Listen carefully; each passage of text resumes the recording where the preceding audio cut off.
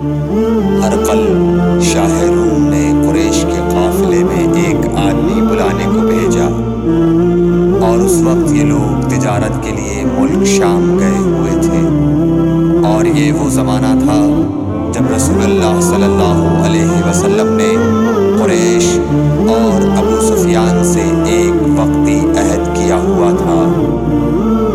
جب ابو سفیان اور دوسرے لوگ ہرقل کے پاس ایلیا پہنچے جہاں ہرقل نے دربار طلب کیا تھا، اس کے گرد روم کے بڑے بڑے لوگ، علماء، وزراء و امراء بیٹھے ہوئے تھے۔ ہرقل نے ان کو اور اپنے ترجمان کو بلوایا، پھر ان سے پوچھا کہ تم میں سے کون شخص مدعی رسالت کا زیادہ قریبی عزیز ہے؟ ابو سفیان کہتے ہیں کہ میں بول اٹھا کہ میں اس کا سب سے زیادہ قریبی رشتہ دار ہوں۔ یہ سن کر ہرقل نے حکم دیا کہ اس ابو سفیان کو میرے قریب لا کر بٹھاؤ اور اس کے ساتھیوں کو اس کی پیٹھ کے پیچھے بٹھا دو۔ پھر اپنے ترجمان سے کہا کہ ان لوگوں سے کہہ دو کہ میں ابو سفیان سے اس شخص یعنی محمد صلی اللہ علیہ وسلم کے حالات پوچھتا ہوں، اگر یہ مجھ سے کسی بات میں جھوٹ بول دے تو تم اس کا جھوٹ ظاہر کر دینا۔ ابو سفیان کا قول ہے کہ خدا کی قسم اگر مجھے یہ غیرت نہ آتی کہ یہ لوگ مجھ کو جھٹلائیں گے تو میں آپ صلی اللہ علیہ وسلم کی نسبت ضرور غلط گوئی سے کام لیتا۔ خیر، پہلی بات جو ہرقل نے مجھ سے پوچھی وہ یہ کہ اس شخص کا خاندان تم لوگوں میں کیسا ہے؟ میں نے کہا وہ تو بڑے اونچے عالی نسب والے ہیں۔ کہنے لگا اس سے پہلے بھی کسی نے تم لوگوں میں ایسی بات کہی تھی؟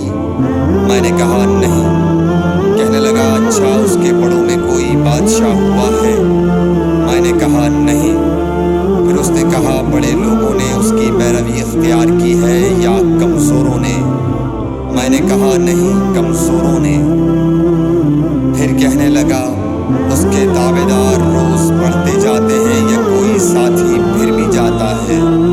میں نے کہا نہیں۔ کہنے لگا کیا اپنے اس دعوی نبوت سے پہلے کبھی کسی بھی موقع پر اس نے جھوٹ بولا ہے؟ میں نے کہا نہیں۔ اور اب ہماری اس سے صلح کی ایک مقررہ مدت ٹھہری ہوئی ہے، معلوم نہیں وہ اس میں کیا کرنے والا ہے۔ ابو سفیان کہتے ہیں میں اس بات کے سوا اور کوئی جھوٹ اس گفتگو میں شامل نہ کر سکا۔ ہرقل نے کہا کیا تمہاری اس سے کبھی لڑائی بھی ہوئی ہے؟ ہم نے کہا کہ ہاں۔ بولا پھر تمہاری اور اس کی جنگ کا کیا حال ہوتا ہے؟ میں نے کہا لڑائی ڈول کی طرح ہے، کبھی وہ ہم سے میدان جنگ جیت لیتے ہیں اور کبھی ہم ان سے جیت لیتے ہیں۔ ہرقل نے پوچھا وہ تمہیں کس بات کا حکم دیتا ہے؟ میں نے کہا وہ کہتا ہے کہ صرف ایک اللہ ہی کی عبادت کرو، اس کا کسی کو شریک نہ بناؤ اور اپنے باپ دادا کی شرک کی باتیں چھوڑ دو، اور ہمیں نماز پڑھنے، سچ بولنے، پرہیزگاری اور صلہ رحمی کا حکم دیتا ہے۔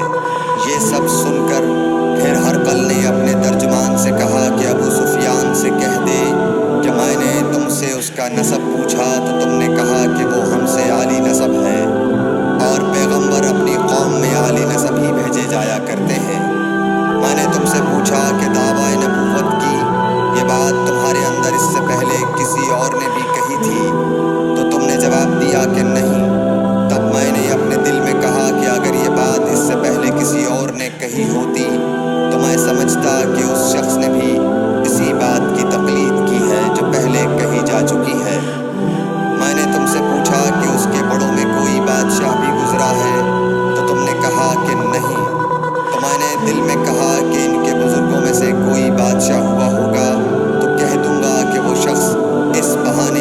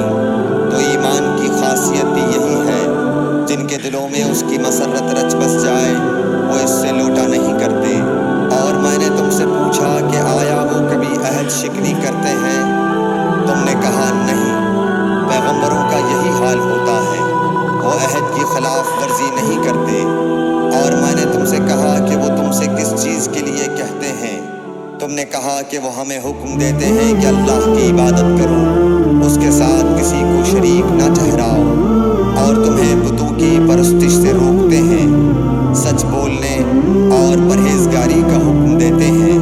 لہٰذا اگر یہ باتیں جو تم کہہ رہے ہو سچ ہیں تو عنقریب وہ اس جگہ کا مالک ہو جائے گا کہ جہاں میرے یہ دونوں پاؤں ہیں۔ مجھے معلوم تھا کہ وہ پیغمبر آنے والا ہے، مگر مجھے یہ معلوم نہیں تھا کہ وہ تمہارے اندر ہوگا۔ اگر میں جانتا کہ اس تک پہنچ سکوں گا تو اس سے ملنے کے لیے ہر تکلیف گوارا کرتا۔ اگر میں اس کے پاس ہوتا تو اس کے پاؤں دھوتا۔ ہرقل نے رسول اللہ صلی اللہ علیہ وسلم کا وہ خط منگایا جو آپ نے وحیہ کلبی رضی اللہ تعالیٰ عنہ کے ذریعے حاکم بصرہ کے پاس بھیجا تھا، اور اس نے وہ ہرقل کے پاس بھیج دیا تھا۔ پھر اس کو پڑھا تو اس میں لکھا تھا، اللہ کے نام کے ساتھ جو نہایت مہربان اور رحم والا ہے۔ اللہ کے بندے اور اس کے پیغمبر محمد صلی اللہ علیہ وسلم کی طرف سے یہ خط ہے شاہ روم کے لیے۔ اس شخص پر سلام ہو جو ہدایت کی پیروی کرے۔ اس کے بعد میں آپ کے سامنے دعوت اسلام پیش کرتا ہوں۔ اگر آپ اسلام لے آئیں گے تو دین و دنیا میں سلامتی نصیب ہوگی، اللہ آپ کو دوہرا ثواب دے گا، اور اگر آپ میری دعوت سے روگردانی کریں گے تو آپ کی رعایا کا گناہ بھی آپ ہی پر ہوگا۔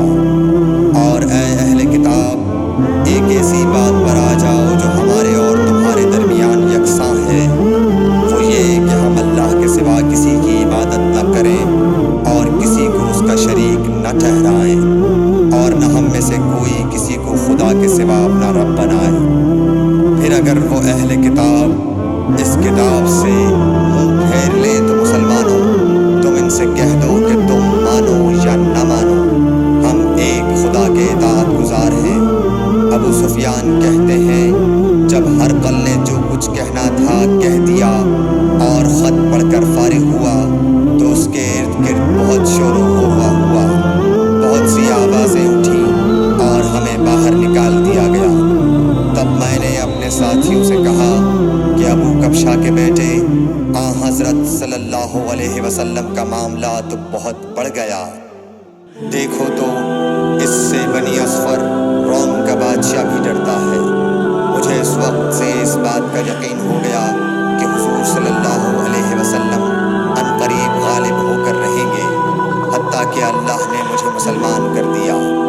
راوی کا بیان ہے کہ ابن ناطور ایلیا کا حاکم ہرقل کا مصاحب اور شام کے نصارہ کا لاٹ پادری بیان کرتا تھا کہ ہرقل جب ایلیا آیا ایک دن صبح کو پریشان اٹھا تو اس کے درباریوں نے دریافت کیا کہ آج ہم آپ کی حالت بدلی ہوئی پاتے ہیں، کیا وجہ ہے؟ ابن ناطور کا بیان ہے کہ ہرقل نجومی تھا، علم نجوم میں وہ پوری مہارت رکھتا تھا۔ اس نے اپنے ہم نشینوں کو بتایا کہ میں نے آج رات ستاروں پر نظر ڈالی تو دیکھا کہ ختنہ کرنے والوں کا بادشاہ ہمارے ملک پر غالب آ گیا ہے۔ بھلا اس زمانے میں کون لوگ ختنہ کرتے ہیں؟ انہوں نے کہا کہ یہود کے سوا کوئی ختنہ نہیں کرتا، سو ان کی وجہ سے پریشان نہ ہوں۔ سلطنت کے تمام شہروں میں یہ حکم لکھ بھیجیے کہ وہاں جتنے یہودی ہوں سب قتل کر دیے جائیں۔ وہ لوگ انہی باتوں میں مشغول تھے کہ ہرقل کے پاس ایک آدمی لایا گیا جسے شاہ غسان نے بھیجا تھا۔ اس نے رسول اللہ صلی اللہ علیہ وسلم کے حالات بیان کیے۔ جب ہرقل نے سارے حالات سن لیے تو کہا کہ جا کر دیکھو وہ ختنہ کیے ہوئے ہے یا نہیں۔ انہوں نے اسے دیکھا تو بتلایا کہ وہ ختنہ کیا ہوا ہے۔ ہرقل نے جب اس شخص سے عرب کے بارے میں پوچھا تو اس نے بتلایا کہ وہ ختنہ کرتے ہیں۔ تب ہرقل نے کہا کہ یہی محمد صلی اللہ علیہ وسلم اس امت کے بادشاہ ہیں جو پیدا ہو چکے ہیں۔ پھر اس نے اپنے ایک دوست کو رومیہ خط لکھا، اور وہ بھی علم نجوم میں ہرقل کی طرح ماہر تھا۔ پھر وہاں سے ہرقل حمص چلا گیا۔ ابھی حمص سے نکلا نہیں تھا کہ اس کے دوست کا خط اس کے جواب میں آ گیا۔ اس کی رائے بھی حضور صلی اللہ علیہ وسلم کے ظہور کے بارے میں ہرقل کے موافق تھی کہ